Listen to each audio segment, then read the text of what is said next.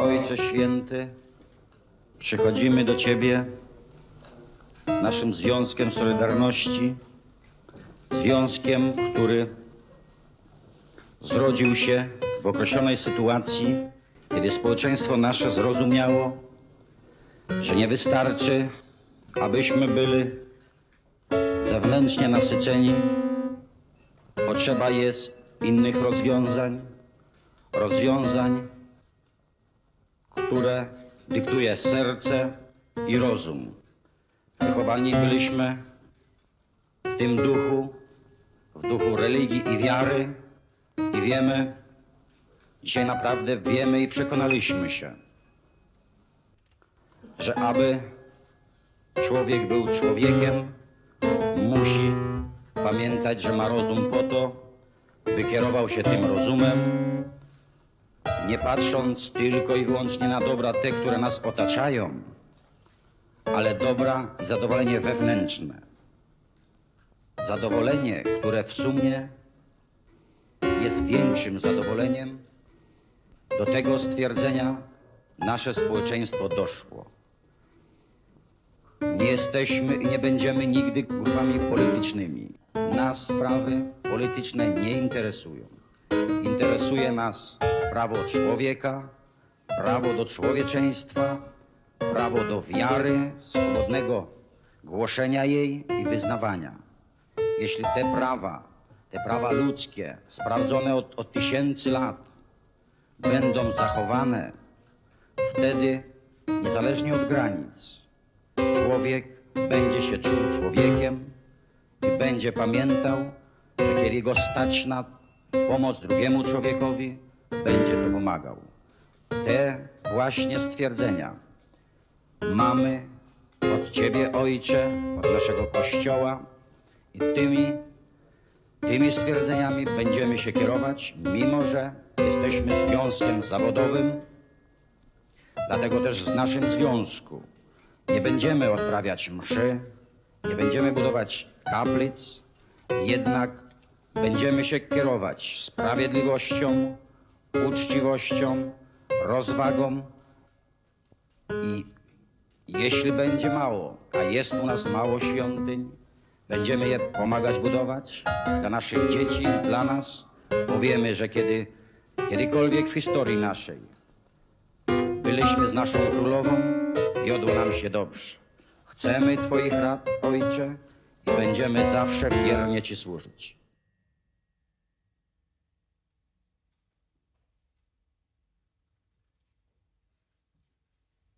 Before anything else, I'm a black woman. And I dedicated my life to the struggle for the liberation of black people, my enslaved, imprisoned people. I am a communist because I'm convinced that the reason we have been forcibly compelled to eke out an existence at the very lowest level of American society has to do with the nature of capitalism. If we're going to rise out of our oppression, our poverty, if we're going to cease being the targets of the lynch mob mentality of racist policemen, we will have to destroy the American capitalist system. We will have to obliterate a system in which a few wealthy capitalists are guaranteed the privilege of becoming richer and richer, whereas the people who are forced to work for the rich, and especially black people, never take any significant step forward. I'm a communist because I believe that black people with whose labor and blood this country was built have a right to a great deal of the wealth that has been hoarded in the hands of the Hughes, the Rockefellers, the Kennedys, the DuPonts, all the super powerful white capitalists of America. Further, I am a communist because I believe that black men should not be coerced into fighting a racist imperialist war in Southeast Asia, where the U.S. government is violently denying a non-white people the right to control their own lives, just as they violently suppressed us for hundreds of years. I'm in prison, but we should remember this: there will continue to be frame-ups, such as mine, and we will continue to be forced to hide. Just because they caught me doesn't mean that every one of us will be captured. They set all their running dogs on me. This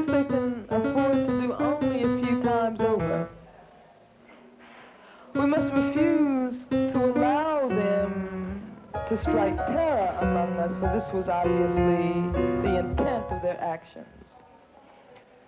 Furthermore, because of the intensified repression we are experiencing, we have to begin to talk about creating a viable apparatus to allow freedom fighters, black freedom fighters, sought for by the police, to remain in this country and to remain active in the black liberation struggles. First of all, I'm sure that J. Edgar Hoover, in collusion with Nixon and Reagan, decided to make an example of me. The FBI unleashed an enormous amount of manpower in this search, much more than they can afford to use ordinarily. Anyone who believes such flagrant lies has been terribly deceived by the Nixon-Reagan clique, for they're the ones who devise such underhanded methods of crushing our struggle. I'm a communist, a black woman communist. Furthermore, through me, the government is attempting to further attack and terrorize black people, as they have done in the case of George Jackson, Huey Newton, Bobby Seale, Erica Huggins, and I could go on and on and on. Therefore, black people have to begin to talk about rising up not only in the defense of political prisoners, but in their own defense. There's nothing, absolutely nothing, which could deter me from continuing to fight with all my energies for the freedom of my people. And there's no need for me to cry because I've been captured. But there's all the more reason to be strong and keep fighting. During the time I was participating in the efforts to free the Soledad brothers, I continually warned that any one of us could be set up as the next target of the government's policy of repression, of the repression of black folk.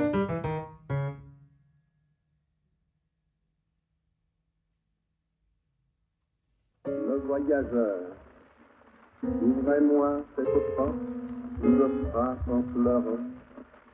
La vie est variable aussi bien que le rythme. Je regardais un pan de nuages descendre avec le paquebot orphelin vers les fièvres futures. Et de tous tes regrets, de tous tes repentirs, te souviens-tu? Vagues poissons versés, fleurs surmarines, une nuit c'était la mer et les fleuves s'y répandaient. Je m'en souviens encore.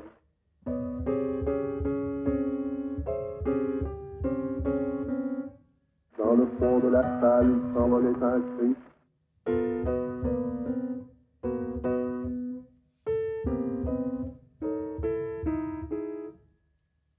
Te souviens-tu du long orphelinat des gares? Nous traversâmes des villes qui tout le jour tournaient. Et redouter la nuit, le soleil des journées, et aux matelots, aux femmes sombres et nous, les compagnons, qui venaient vivants. Deux matelots qui ne s'étaient jamais quittés, deux matelots qui ne s'étaient jamais parlé, le plus jeune en mourant tomba sur le côté.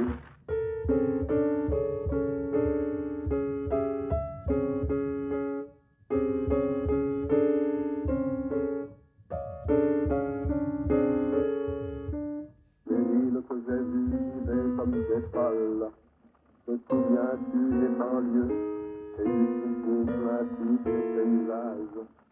Les cyprès projetaient sous la lune leurs ombres. Je quittais cette nuit au déclin de l'été. Un oiseau langoureux est toujours irrité. Et le groupe éternel, un fleuve large et sombre. Mais tandis que le mourant roulait vers l'estuaire,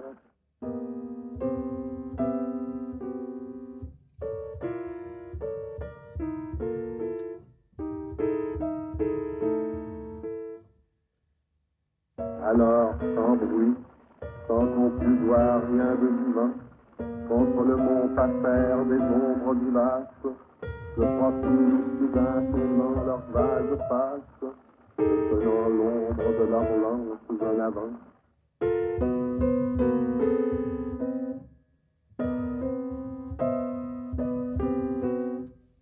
Et ces ombres tardues pleuraient si mêmement, en glissant la montagne claire. Donc reconnais-tu sur ces vieilles photographies, est-ce bien que du jour une abeille tomba dans le feu et tu t'en souviens à la fin du récré?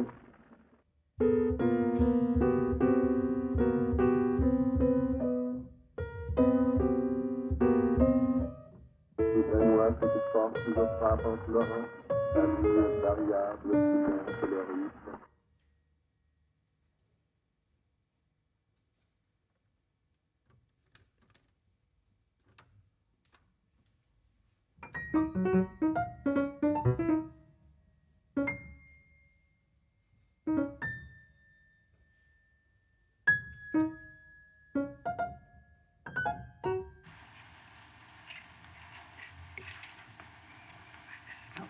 Posiblemente el coraje sea algo tan común como la belleza.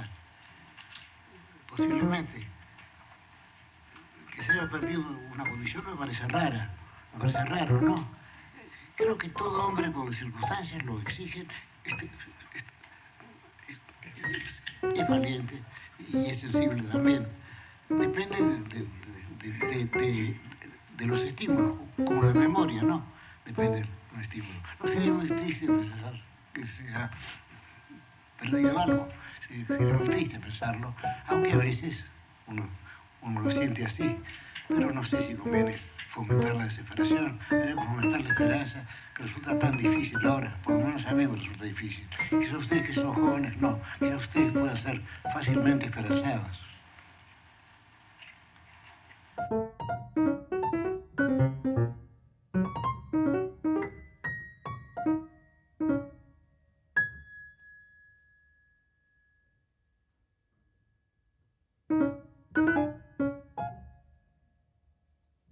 Jorge Francisco Borges suena bien, ¿eh? Porque si no, Jorge Luis Borges, el Jorge queda demasiado cerca del apellido, ¿no? Del apellido. Queda demasiado cerca, me parece.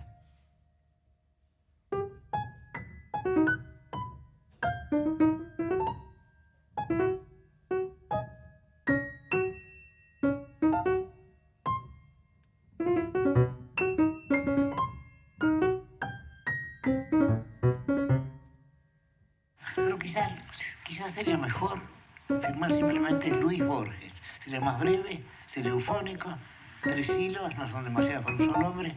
De modo que si mi editor me permite, firmaría Luis Borges. Pero quién sabe, los editores son bastante tiránicos.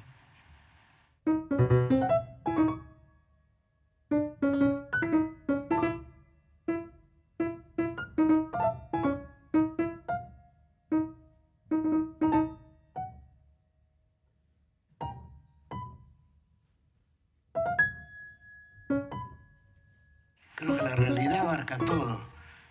Y quizá la política también, aunque no estoy seguro, sería muy triste. Pero en fin, eso la realidad abarca todo. Sobre todo la imaginación, la memoria, todo el pasado es un fenómeno elemental para nosotros. La imaginación abarca todas las cosas. Yo no creo que la realidad esté de un lado y la imaginación de otro. Creo que es un error. Creo que la realidad es todo. Y al decir todo, quiero decir, bueno, ¿por qué no el sueño que tuve esta mañana y que he olvidado ya? ¿Por qué no lo que soñaré esta noche? Todo es real. Es un error suponer que lo físico es más real que lo mental, ya que posiblemente lo físico solo existe en función de lo mental, es decir, el idealismo. Si vivir sería un sueño y lo que llamamos un mundo material sería uno de los elementos de ese sueño. En todo caso hay una antigua escuela filosófica que piensa así. Lo que Schopenhauer dijo, das traumhafte Wesen des Lebens, la esencia onírica de la vida. Es decir, no sabemos qué es la vida, pero quizá la mejor metáfora, o la que se parezca más a la realidad, es la de ver la vida como un sueño, es decir, como algo espiritual o algo mental, si no es demasiado ambiciosa la segunda palabra.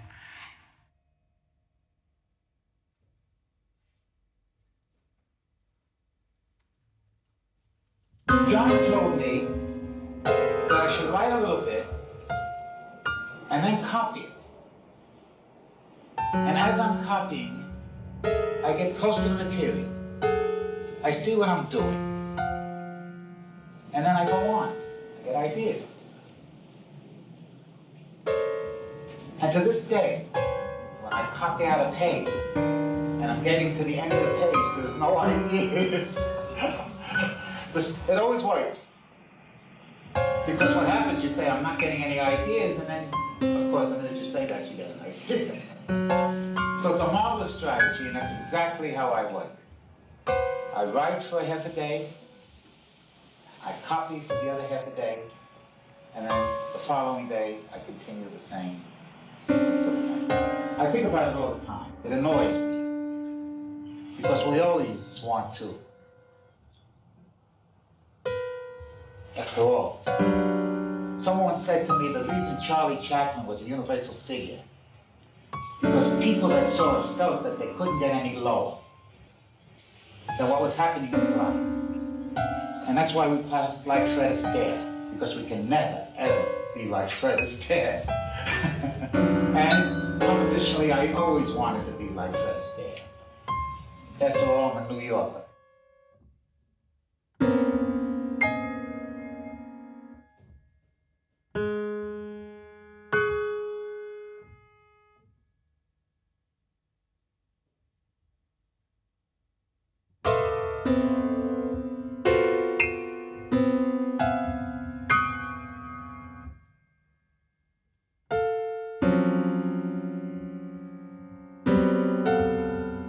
The generalization is this.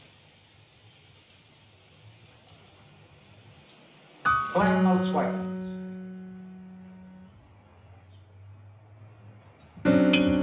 Short durations, long durations.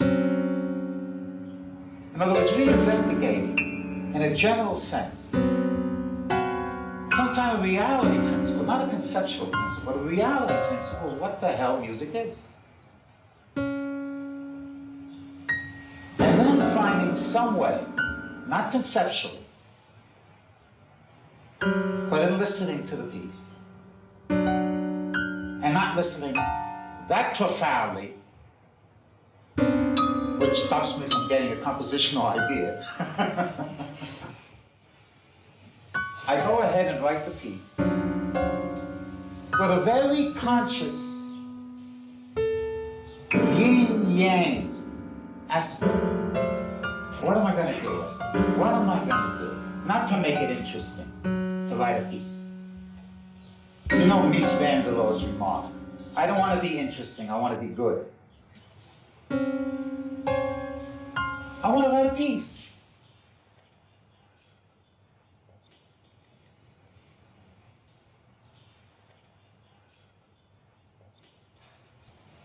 Most people think, what could I do? I think, what shouldn't I do?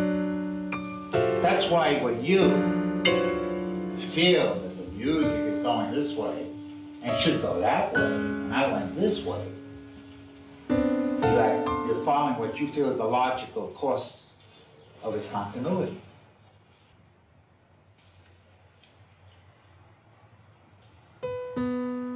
Doesn't work that. But that psychology, what I shouldn't do, perhaps, is involved with the fact that I'm Jewish. And what is known as Jewish paranoia. I don't feel comfortable enough to feel that everything is on my side, that it's going to work just the way I want it. I'm not suspicious, I'm just careful. People like me could make it out of anything. Take my word for that. That's a problem listening to people like me or anybody who you feel might have secret information. Listen to me, you're lost.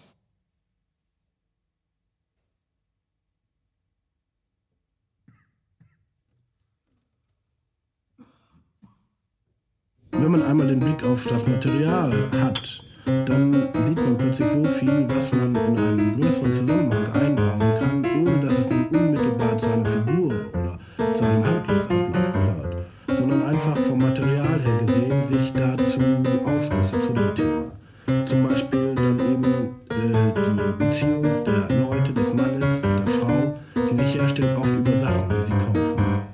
Und nun gibt es da ja einen ganzen Katalog von Sachen und von Bedeutungen der Sachen, die nicht von diesen Leuten selbst gemacht worden sind, sondern ihnen aufgedrängt worden sind. Ich glaube, dass ein Roman in manchen Passagen sehr grob geschrieben sein muss, um einfach auch sich zu sträuben gegen eine schnelle, voreilige Aufnahme des Themas und des Dargestellten. Es muss in dem Leser selbst Widerstand hervorrufen. Ich kann das nur allgemein sagen.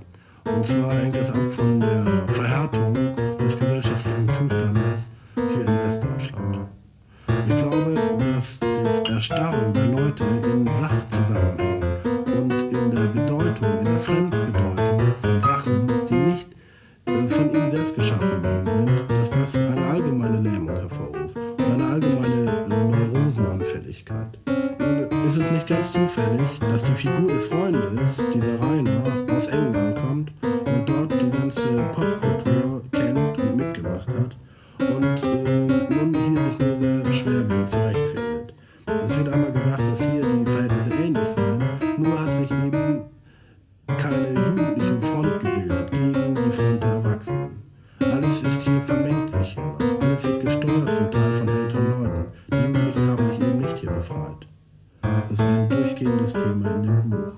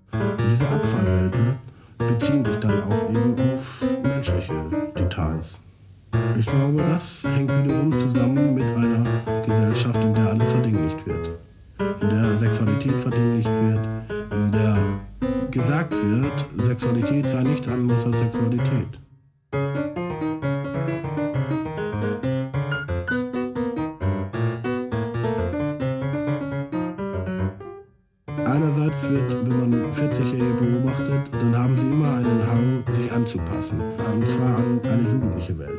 All das kommt nur eben aus einem falsch gesteuerten Bewusstsein, nämlich aus einem Bewusstsein, dass sie nicht mehr wert sind. Und das ist wiederum doch wohl tatsächlich gesellschaftlich bedingt dann.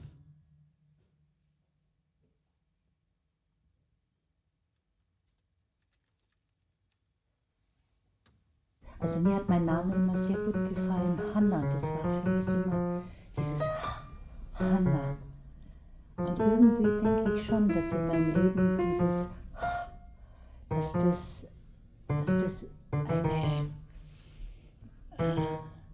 eine Aufgabe in meinem Leben war, dass ich so richtig zum Ausatmen komme. Weil angefangen habe ich eigentlich andersrum, da habe ich mehr eingeatmet als ausgeatmet. Ich habe immer mehr aufgenommen, als ich von mir gegeben habe. Als Kind natürlich nicht, aber später dann. Und auch der anderen, eben auch Schygulla, der Name,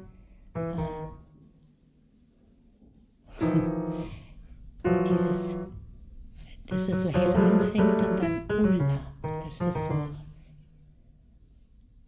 so sich ausruht in so einer Ulle und dass es dann wieder in einem A endet. Ich denke schon, dass die Klänge einen selber auch zum Klingen bringen. Jetzt speziell, wenn man dann den eigenen Namen auch so oft schreibt oder auch oft hört. Meine Mutter wollte mich anfangs Dagmar nennen. Da bin ich ja sehr froh, dass sie das nicht gemacht hat. Ich bin ja geboren 43, das war ja noch in der Nazi-Zeit. Da war natürlich Dagmar eine sehr sichere Sache, dass sie mich dann ausgerechnet Hanna genannt hat. Ein Name, der mich später eigentlich sehr weit getragen hat, weil viele gedacht haben, vielleicht ist sie auch jüdisch. Oft ist mir der Name zurückgekommen mit einem H wieder am Ende. Das ist ja schon von der Schreibung sehr schön. So war es aber nicht, aber das fand ich doch sehr mutig, dass sie damals in der Zeit mich Hanna genannt hat. Meine Mutter hat immer gesagt, wenn ich sie gefragt habe, ach, da gab es eine Hanna, die war so schön.